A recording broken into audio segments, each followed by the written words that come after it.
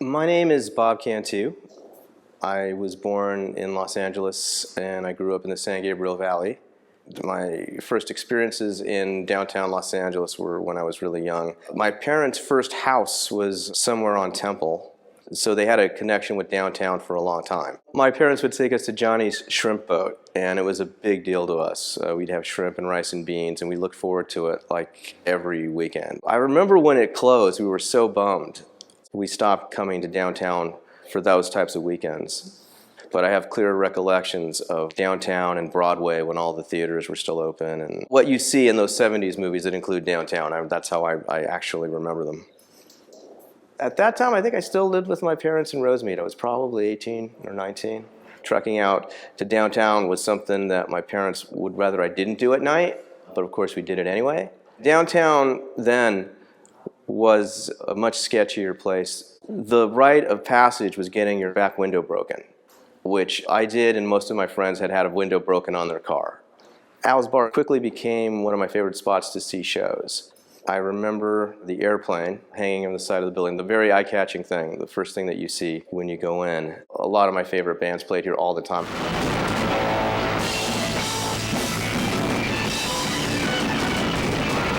The Minutemen and the Pandoras, the Red Cross.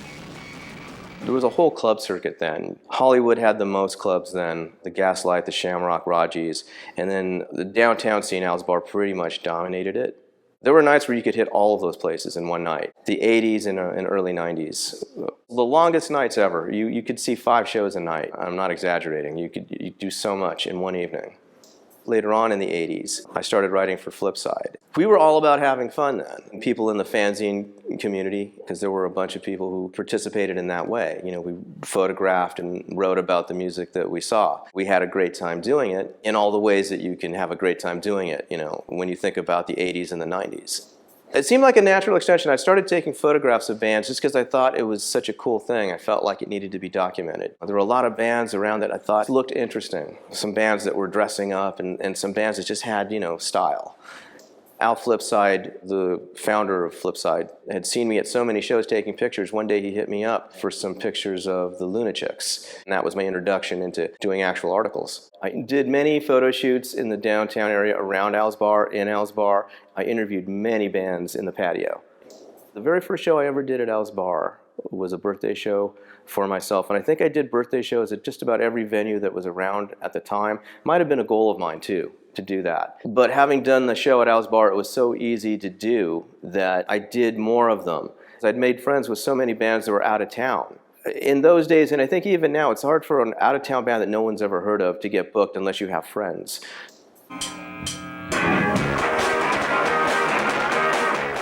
Toast was in the Paper Tulips. She was great. She was a great bass player and an all-around musician and always down to do things. She played drums in a girl surf band called the Neptunas.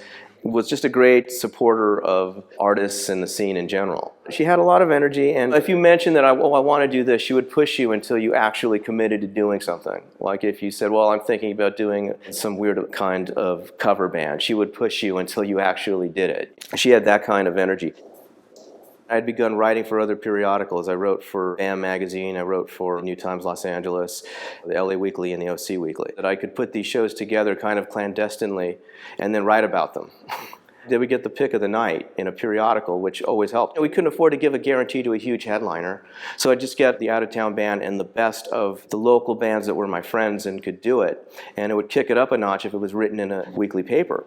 For the most part, that was something that worked out rather well. It's definitely a conflict of interest, but you could get away with it then, because it was pre-internet and nobody was really checking that closely. It did enable us to have more successful shows. And I got paid as a writer. I never thought of myself as a booker. I never would take a cut on these shows. And the bands would get more money. So I never really looked at it as a commercial venture. I was helping my friends, my out-of-town friends and my local friends, and trying to present music to new people, turn people on. And I was so excited about it that I'd be like, wow, it's so awesome that you're letting me do this. Thank you. Thank you. Yeah, I never thought about the money until much later. Al's Bar, that was a cool thing, was that they let you keep all the door, which enabled you to be able to pay people a lot of money. By then, by the 90s. Nobody was afraid to go downtown. That whole era of it being a scary place and getting your windows broken seemed to have passed. When we went to Al's Bar, it was like we felt like we kind of had a piece of the place, like we practically had ownership. We did record release shows there, we did shows for the fanzine there, we did every kind of celebration there, birthday shows all the time for various people in bands and other artists. Every show seemed like a party. Everyone would know each other. During that era, it was a pool table and the foosball table. Like I remember one time I got there during the day and I went to use the men's room and I'd never seen the floor dry before. And that struck me. I was like, oh my God, this is what it looks like before people come in. I was shocked. I was like stunned. In the course of an evening, you could do a lot of damage if the show is successful enough. That's the mark of a successful show, is how messy the place is right afterwards. She kind of defined the coolness of Al's Bar. She was just very cool.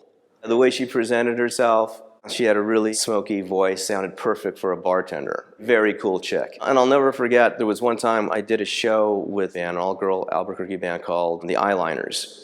Moments before the show was actually supposed to start for real, there was some commotion. There was some filming going on just down the alleyways. And the director was Scott Baio of Happy Days and Charles in Charge and all that stuff. 5 minutes ago, you were proud of me. He just saw that there was this bar here, and they were on a break, and he decided to poke his head in.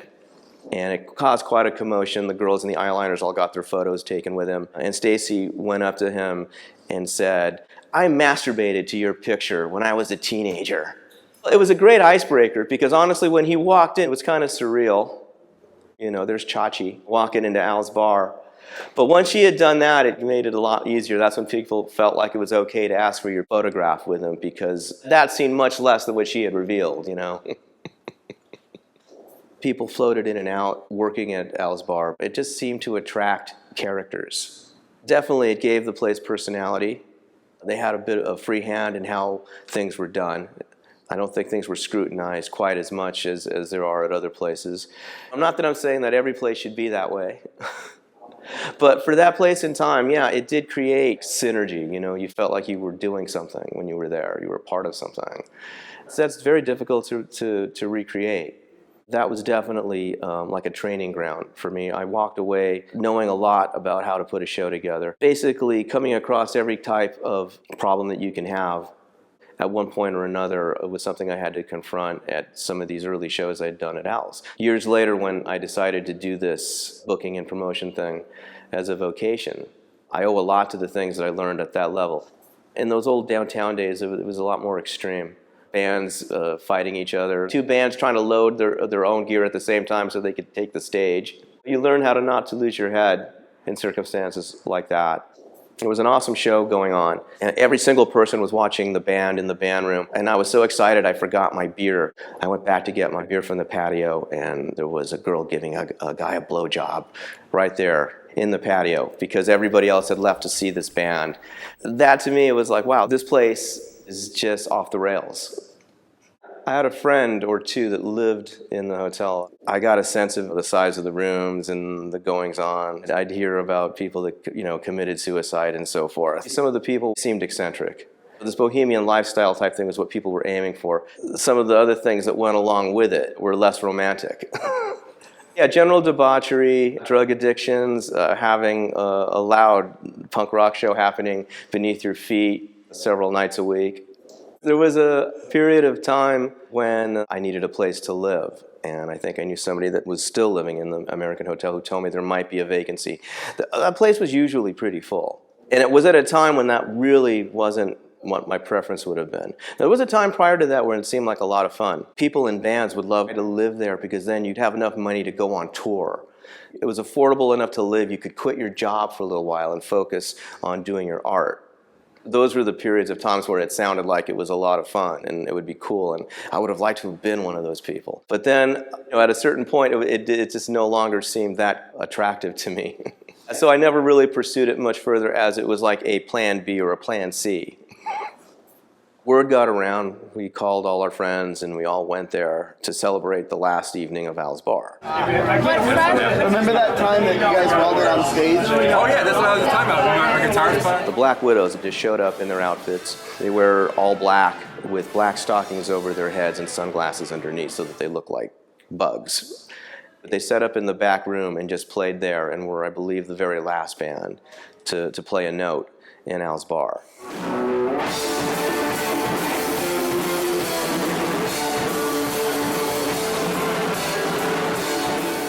And after that was pandemonium. They started giving beers away. They just started draining the taps, and people started taking things. A couple friends of mine managed to take off one of the bathroom doors and walk out of the bar, and no one seemed to notice. I didn't notice until we got to the car and there was a door, and I was like, "What did you guys do?" And they were very proud of it. "Oh, we walked off with the bathroom door." We thought that was all fine and good, and then the next day word got out that Mark was really pissed that the bathroom door was taken. Word got around, my friends were panicked. He had put it out that he wanted his doors returned immediately or he would turn it over to the police. Something ominous like that. That was enough to rattle my friends.